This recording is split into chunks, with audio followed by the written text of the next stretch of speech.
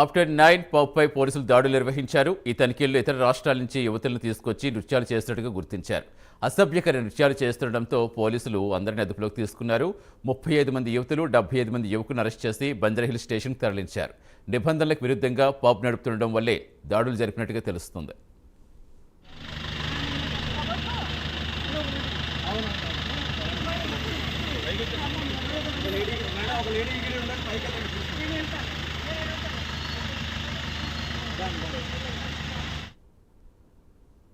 After 9 పబ్లో దాడులు నిర్వహించారు పోలీసులు. పూర్తి సమాచారం ఇచ్చేందుకు మా కరెస్పాండెంట్ కుమార్ జనతర్. కుమార్, ఏం చెప్తున్నారు పోలీసులు?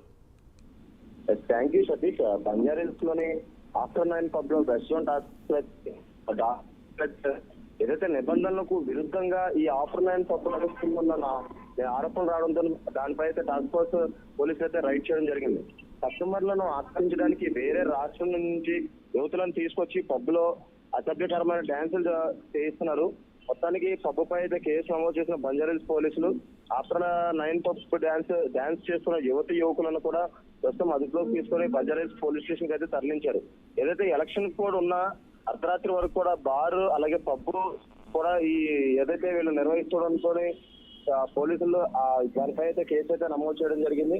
ముఖ్యంగా ఏదైతే పక్క రాష్ట్రం నుంచి యువతలను తీసుకొచ్చి ఈ పబ్ లో ఉన్న కస్టమర్స్ ని ఆకర్షించేందుకు కూడా అర్ధరాత్రి వరకు, అంటే ఎన్నికల కూడా అమల్లో ఉన్న రాత్రి 11 లోపే క్లోజ్ చేయాలి. కానీ ఆ 11 దాటి 1 గంట 2 వరకు కూడా ఏదైతే ఈ పబ్ నడిపిస్తూ కూడా కస్టమర్లను ఆకర్షించేందుకు యువతులతో డ్యాన్సులు చేయించడం, అలాగే నిబంధనలకు విరుద్ధంగా ఈ ఆఫ్టర్ 9 పబ్ నడుస్తున్న నేపథ్యంలో దీనిపై అయితే టాస్క్ ఫోర్స్ పోలీసు అయితే దాడి చేయడం జరిగింది.